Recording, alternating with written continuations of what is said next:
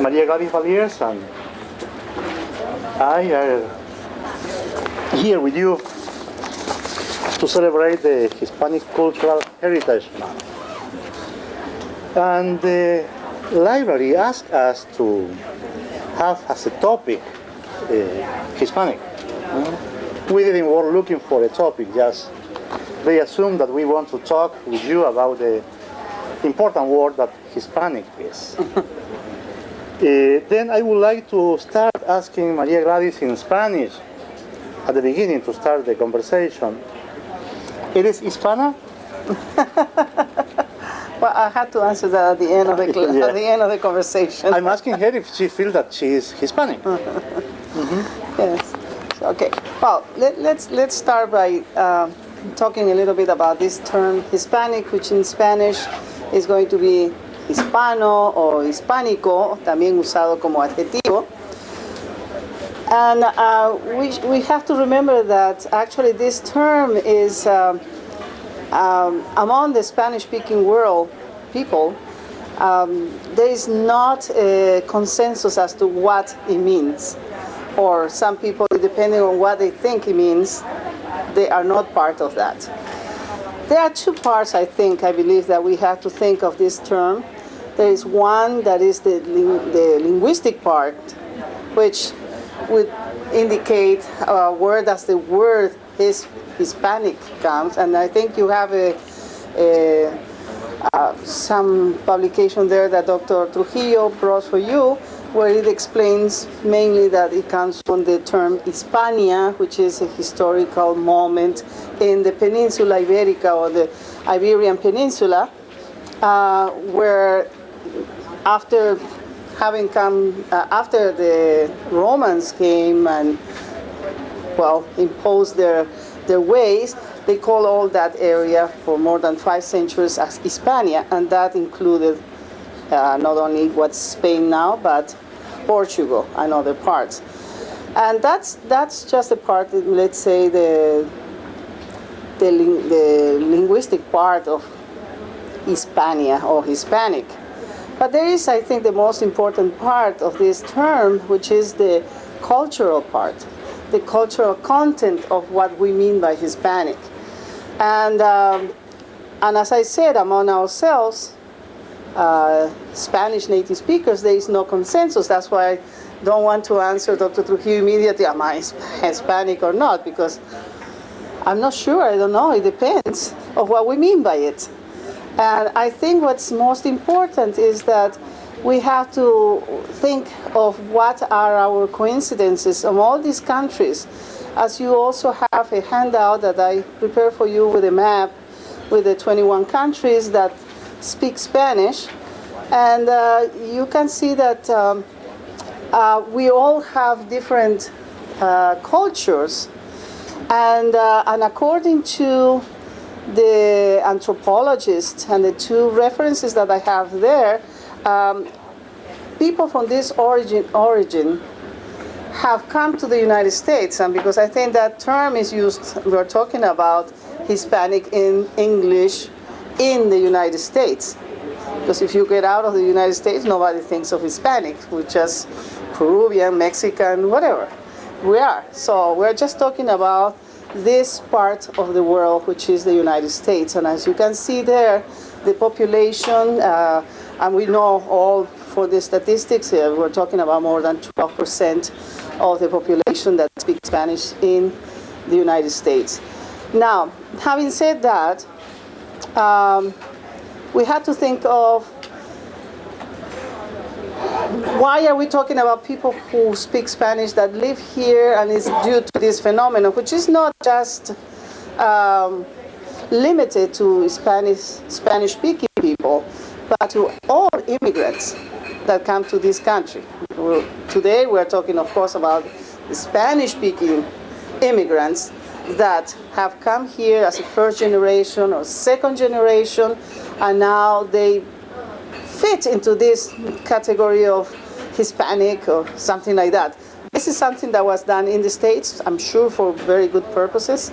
I have a good friend of mine, an intellectual person who every time that he has to fill up form like that? Are you, American? And all these divisions that they do, I don't even remember what they are. He doesn't put any of them, and he puts other, and he puts human being. He doesn't want to be classified. So with that in mind too, we had to think, I don't know. I'm from Peru, but I live here for so many years. I have my children. My children, I suppose they are Hispanic because they come from Peru roots. My husband is Canadian, so at least part of it is they are Hispanics. They have the inheritance of the language and the culture. And the culture, when we talk about culture also, we will have to talk about what culture are we talking about? Are we talking about the culture with a C, small c, or the big C? Those who study anthropology will probably know that these are the basic differences that we make when we talk about cultures of countries. No? When we talk about this, the big C is the philosophers, the painters, the intellectuals, the writers, etc. When we talk about the small c, we're talking about the common things that we encounter every day. Food, music, everything, feelings, way of thinking, speaking, language, all that. So, so all this is part of this term. Also, before I let Dr. Trujillo continue with this conversation, especially that we want to hear from you, it's another two concepts that I wanted to make sure that you have an idea. I put these two references of bibliographical references in that map that I gave. These two references are from two anthropologists. One is the one from, the one that I gave you was the one from Fernando Ortiz, which is the book that I'm referring to. It's Contrapunteo Cubano del Tabaco y del Azúcar. That means it's he makes a study about cultures. He refers, of course, to the Caribbean part, Cuba in particular, let's say the ascendance of African and Spanish people in Cuba. But this theory also applies to many other regions about the transformations that people have when you are exposed to two different cultures. And that's the main point of Fernando Ortiz.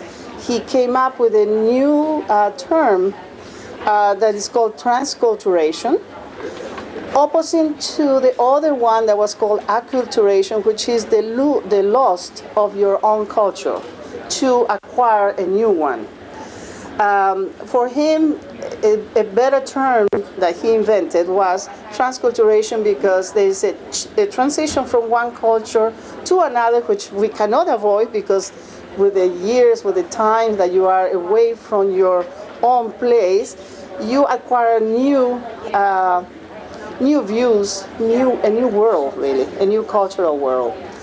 But you still keep your original culture, and that's why he liked that term of transculturation, opposite to acculturation, which would mean the loss of your own culture, your own roots. We talk a lot about in the States about roots. That's what he's talking about.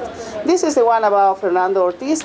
And for you, if you are interested in this particular study of the differences of people from Latin, another term, Latin America, which I will talk later, from Hispanic America, it's also the work by Darcy Ribeiro, who is a Brazilian anthropologist, also historian. And what he does is he does a study of all the people in America and how he classifies them according to the experiences that they have had through history. For instance, it's not the same to talk about Peru or Guatemala or Mexico, who were the center of very advanced civilizations, as you know from your studies, the Mayans, the Aztecs, and the Incas. And it's very different to talk, for instance, about Argentina, who is a country which is very different, that developed a little much later from immigration from Europe. And also, it's different to talk about other countries that came to this part of the world and brought the institutions from Europe. So all these elements are, some are broad and general, but they all come to this idea when you want to think about Hispanic. What does that mean? Having said that, I will still be talking, and then I'll tell you at the end of the conversation whether I'm Hispanic or not. I still feel we need to discuss that first. Well, as my colleague says, we are here to hear from you. I have been in the same classroom, Tolentine 407, this Caribbean, about 100 degrees over there, from 9:15 to half an hour ago. Then, of course, I want to hear from you and not talk too much. But when I asked Maria Gladys, are you Hispanic? I was thinking what I would say. If somebody asked me, are you Hispanic? I will say no. I'm Chilote. My friends know that I'm not even Chilean. Chile is so big for me. I'm from my island, that is Chiloé. For that reason, I'm Chilote. And also because the words have a burden. Then what means Hispanic for the people that is saying Hispanic? That is very important. I feel very well when I say I'm Hispano-Americano, Spanish American. But I feel something very different when somebody says you are Hispanic. I live in Chile for a long, long time, most of my life. And when I came here, giving the same example that Maria Gladys gave to you, and I arrived in the Miami airport, for the first time in my life, I was 39 years old. I realized that I was not white. I looked everywhere. I said, but what happened with me? Until 2 hours ago, I was white. Now I am a different thing. Then, Maria Gladys said that maybe goodwill thing. I never think in goodwill. I think there is something really wrong there when you start cataloging the people and this is that. When I meet a people from Latin America, and I don't know that they are from Latin, I never ask, are you Hispanic? It will be stupid. Because what means that for us? How can we say Hispanic to a native people from Mexico that doesn't speak Spanish? And he or she never is going to learn Spanish, but they live in Mexico. Then they are Hispanic. What is this? I think the meaning of the word is absolutely wrong, depending on the feeling that is using the word. If Hispanic, if all the people that lives in the Spanish-speaking countries, you are English, because you are living in an English-speaking country. And we have to say that the people from South Africa are English.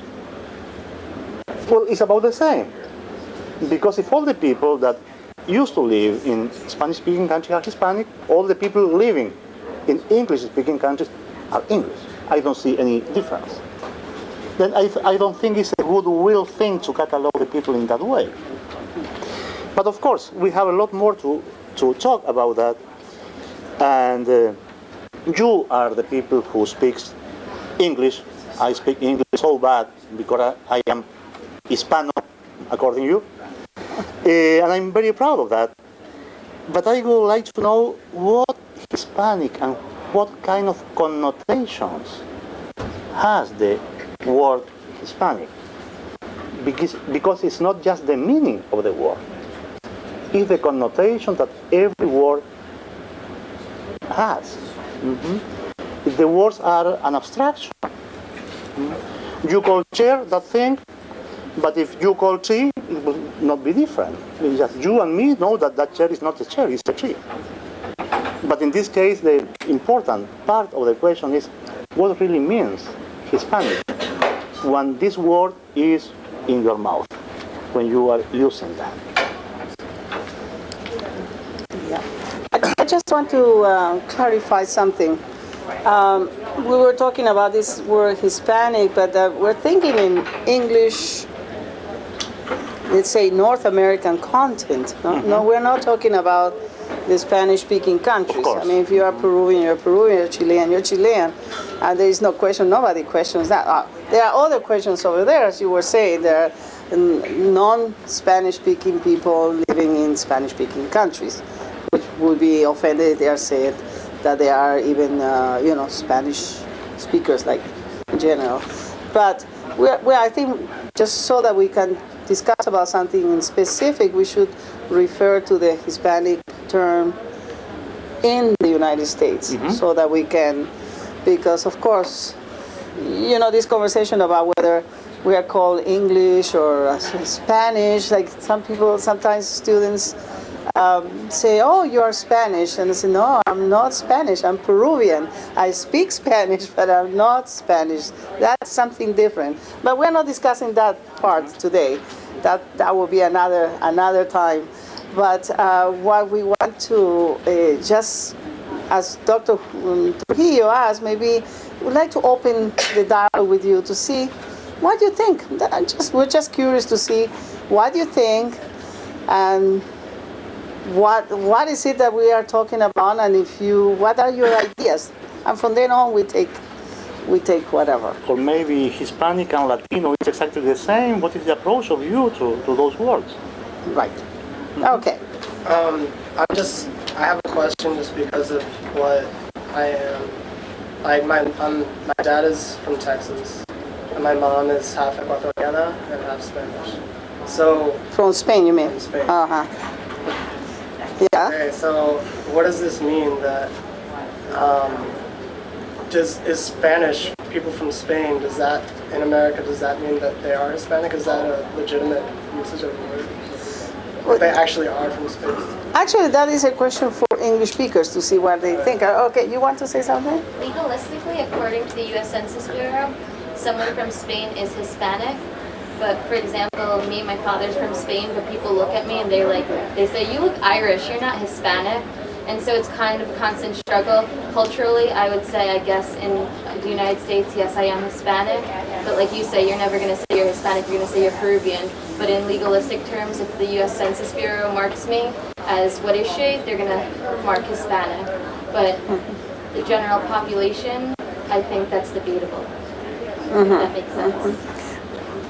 Yeah, I think, well, this was an invented, you're talking about legal terms? Yeah, you as studied? a legal term, All right. Hispanic. They try to, I don't know the reasons why they made these classifications. They have also the classification of Asians, they have other Caucasians and whatever, how much a person is Caucasian. To me, it has always been I always think in good terms and positive, and I think it's to help them, I hope. You don't seem to think that way. Okay, we had 2 points of view, hopefully. We know that things work always in different ways, even when you mean well. But I would say that that is just my humble opinion for all this is anybody that has some kind of heritage, somebody from Spanish-speaking country, and we are talking in the States and has lives here, I would say, has that heritage, no? I mean, you will be more on the tendency, let's say, to this type of music, to this type of food, even if you don't speak the language, because there are many times we have people who are descendants, second generation of immigration. This is going to happen. It happened in Italian, it happened in the other languages too. The first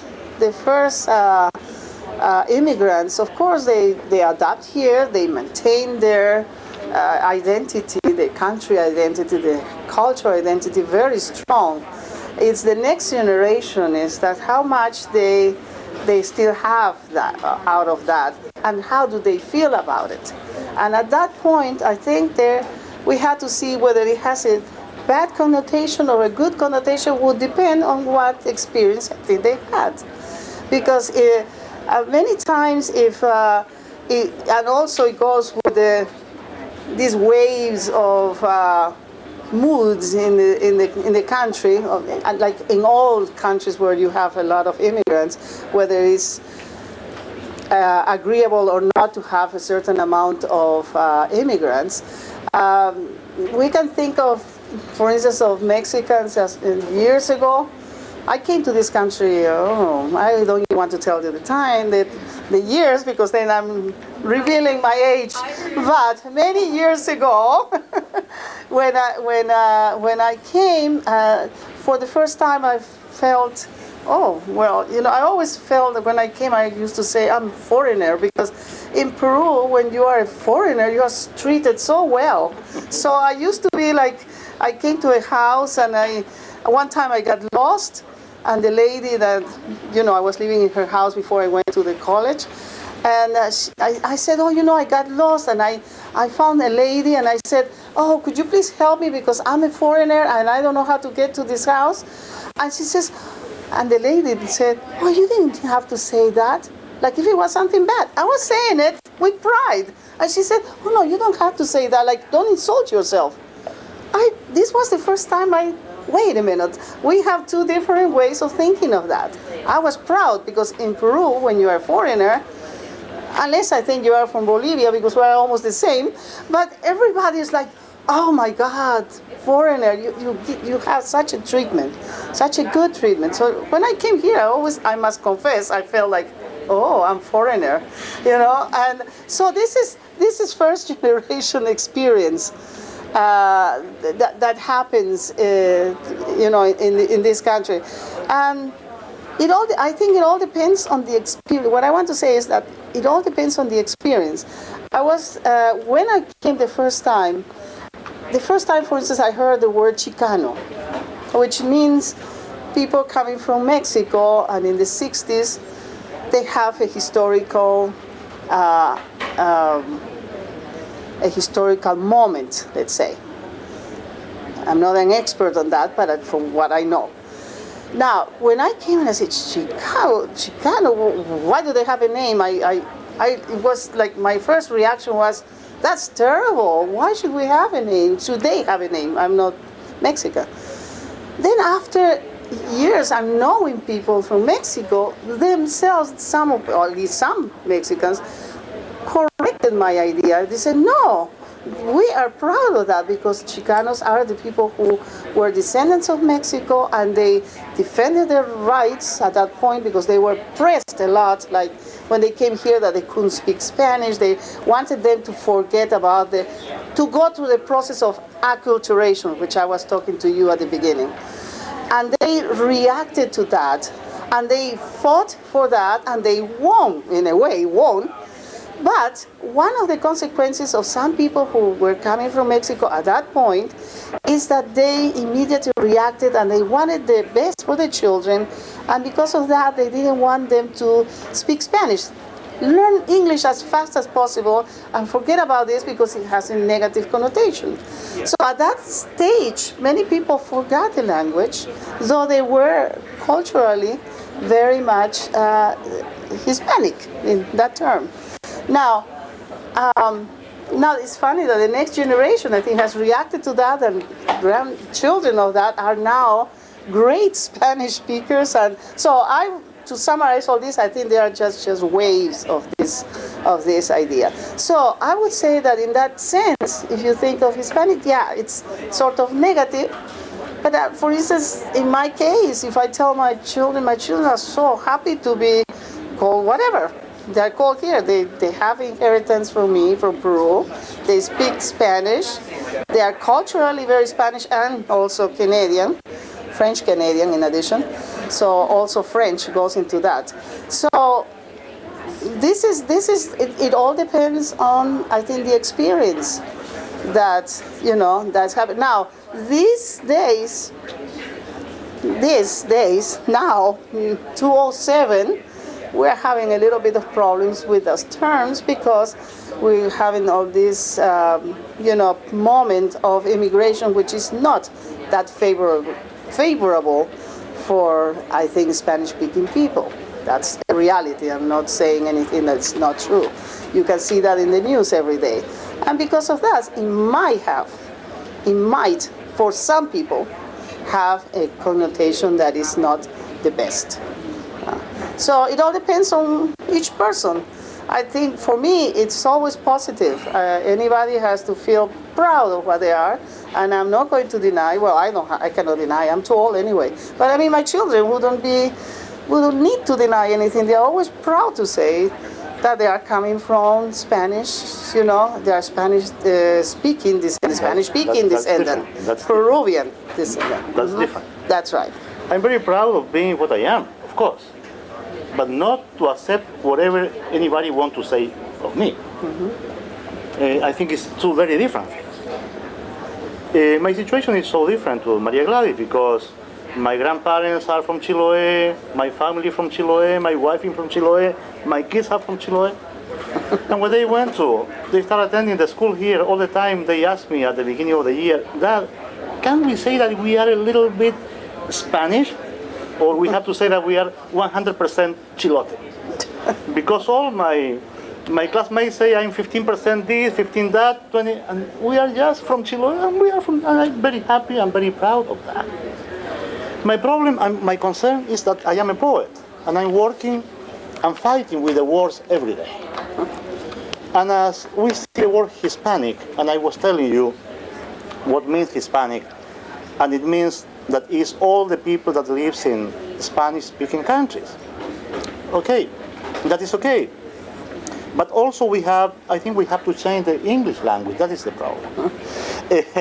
For example, every person that comes from Europe is European, but only the people from this country is American.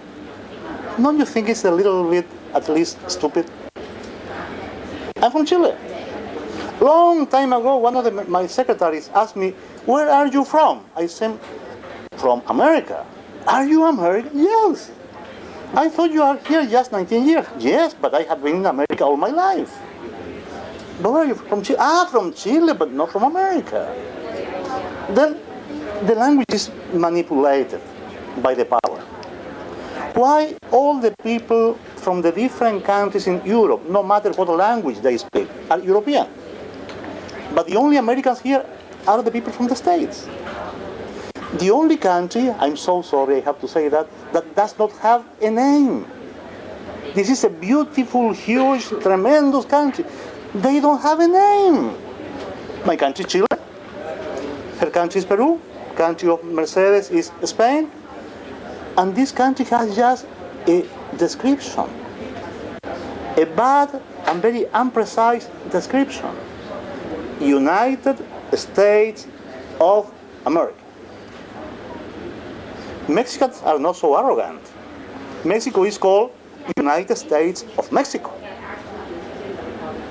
The name of Brazil is United States of Brazil. They know where they are. And of course they are Brazilians. But when I say I'm American, no, you are from Chile. Then I say I'm not Australian, I'm not Asian, not European, I'm from the moon. I don't have a continent. I think it's a manipulation of the words. Then I agree with Maria Gladys that I'm very proud, and my family is very proud, of being part of a country, the south of South America, that proudly speaks Spanish, and we have the Spanish culture. But when I feel that somebody say, are you Hispanic? I really don't know what word she or he wants to say, because it's not the word.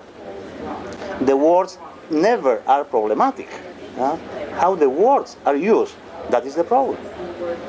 But I say you, I want to hear from you what means for you the palabra Hispanic. For me, I'm from Brazil, and it's very hard for me to say that I'm Hispanic.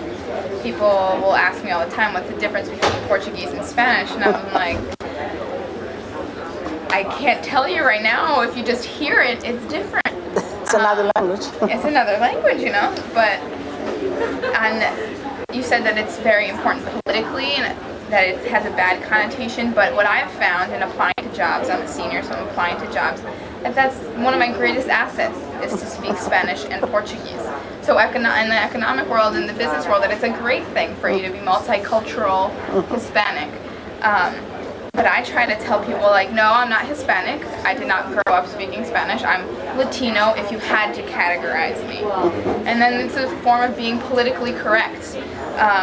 I was just in Spain, and they have a lot of their immigration wave has just come along. They have not had immigrants since Franco and everything, and they're just starting to have a lot of immigration. And anyone who is Asian, who doesn't matter Japan, China, Korea, they're Chino. That's it. They're just a Chino. Doesn't matter where you're from. That's what you are. And you have those titles, and it's unfortunate. It is a barrier. Then another thing is I'm half generation. I was born in Brazil, but I came to the U.S. when I was 3 months, so I don't really belong anywhere. But my brother was born here, and his name in Portuguese is Alexandre, which is the same thing as Alexander, but the last 2 letters are R-E instead of E-R. And my name's Flavia, which is also very different.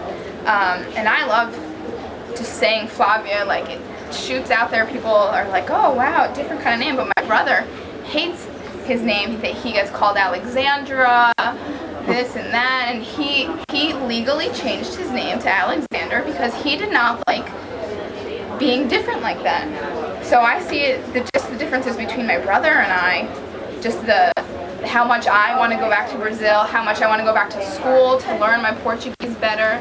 He has no idea.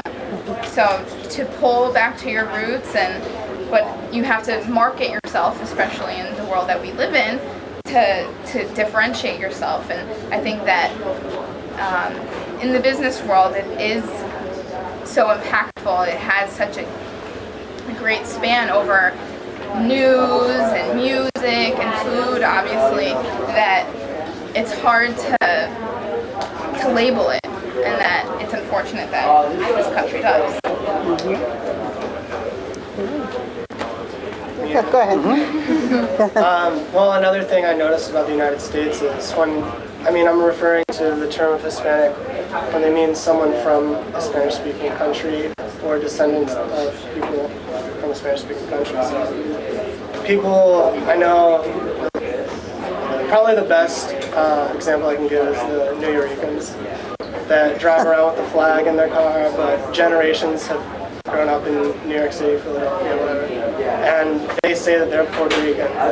Or you ask somebody on St. Patrick's Day, and turns out everybody in the United States is Irish, and they don't even know where Ireland is on a map. You know? But I mean, what are these people that don't speak the language? Literally, their culture is non-existent, but they do have.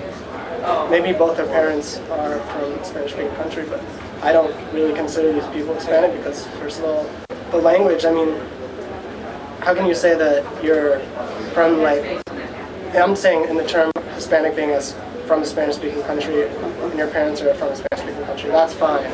But for you to say that you are this instead of saying that you are American culturally is where I find, there is a difference, I think. Yeah, we'll go back, but... Yeah, I think he gets most of the New Yorker thing from me because it really bothers me. I'm Puerto Rican, I live there. And here there's so many people that are like, oh, you're Puerto Rican? Me too. Where do you live? In Puerto Rico? And you? Oh, in New York. And it doesn't bother me that they're glad to be Hispanic, but I'm really happy that she wants to learn about her culture, but most people that say they're Hispanic are just like, yeah, I know how to draw the flag and I know how to say hola me llamo, but they don't really, I feel like they've lost the wanting to learn about it and stuff, and I don't feel like they should call themselves Latinos or whatever, because it just feels like you're not. You're just saying it, like what she said, to get an advantage in society or in business, but they don't really, most of them, I think, I don't know, at least the ones I've met, they don't really have that feeling and desire to learn. Okay. I think in so many ways that's a product of our culture and what we consider American is that we pride ourselves in being such a melting pot when it's so contradictory to say so, because through the generations, even when the first wave of immigration was happening in the early 20th century, you have people just wanting to assimilate, and the whole country wants everyone to assimilate, and if you're not, there's something wrong with that. If you're not learning the language, there's something wrong with that. When the first generation parents move and have children, the second generation, the children start learning the language, and all of a sudden it's looked down upon that the parents don't know the language, they're not taken seriously. So I think there's so much pressure to assimilate that people do start to lose their culture here because that's the way we almost want it. That's what we allow here. Well, I think it's also, this concept is changing with the years because I think people are getting a little more, because of the same amount of immigration, people now are more aware of other countries. Like years ago, to come here, it was just, you really had to go through acculturation, forget about your own culture and just assimilate here. And people suffer in between because, for instance, as far as the language is concerned, they were rushing so much to the English that the parents were talking in bad English to the kids. The kids were learning bad English, and they couldn't learn the Spanish because they were not speaking the Spanish. So the ones that were losing a lot were really the kids. And maybe that's what you're referring to. Now I think it's a little bit of I don't know, maybe because I am in this profession where I have a lot of students who are studying Spanish, and at least I make them aware of all this idea of culture, and they are different from maybe the general population in the States that would think of this word Hispanic. But I think it's all a question of the experience of the moment, the historical moment when you have immigrated into this country, and that will change from time to time. As I was saying before, I think now we're having a little bit of it's contradictory because it's the moment that really being accepted, because there was no choice, that 12% of the population is Spanish, as you were saying. It's a great asset, and I try to even tell my students who are not Spanish-speaking descendants to learn the language, because that's really helping. Everybody's hearing this. Spanish is very important, and I think the appreciation for that is being, I think, a little stronger these days.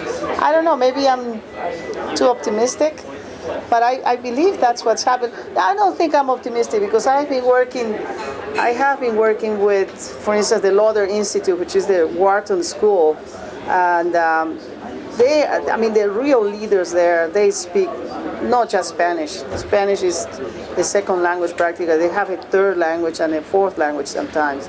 And I know that all of them, they really have to have an appreciation of other languages and cultures.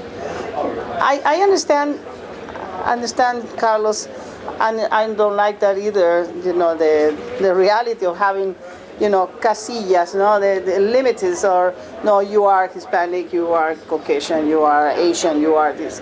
That's difficult. Nobody wants to be put into it. And I still question the reason why they did that years ago. And as I say, I wanted to think it was something positive, but it's well, in this half an hour period, you have learned that I'm against everything all the time, and that's good when we have a conversation. I agree with Flavia and with Maria Gladys that to speak Spanish is a great asset, but it's not the same thing. That is a great asset to speak Spanish than to be Hispanic. Because Spanish brings a new instrument, a new tool in your work. But to be Hispanic brings a lot of stereotypes. You are Hispanic. They are not saying that you speak Spanish. They are saying that you are lazy, that you are a lot of other things in the world. Then I think it's two very different things. To learn Spanish is not because the people like the Hispanic people. It's because it's going to be very good in the profession. And it's what we have to teach to our students. Please take Spanish classes because it's going to be very important in your future. But that doesn't mean that the people like the Hispanics. Well, yeah, maybe we can also put that question to Hispanic descendants, whether it's good that they speak or they don't speak the language. But I'd like to hear from other people to see what but your thoughts are, yeah. Just to piggyback off of what Trujillo said, I believe that Hispanic is a word that's easily manipulated because, for example, this university, they consider me Hispanic, but before, when I was applying, they were giving me a hard time whether I am or not, but once they started doing statistics, they're like, oh, in terms of diversity, let's consider you Hispanic because then it seems as if we have a more diverse university. And then I questioned them and said, well, when I was applying, why were you giving me a hard time about my background? So that's why when you said your friend puts other, that's exactly why. Because they could take that one little word and use it however they want, for good, bad, or indifferent. That's right. Somebody else. I know just from like my area at home, I just had this like, it was like a kind of little bubble, like white community, and we didn't have everyone was white and Catholic, and so when people say Hispanic, they think of Mexican, and they don't know anything outside that. They don't even relate it to Spain. Like, so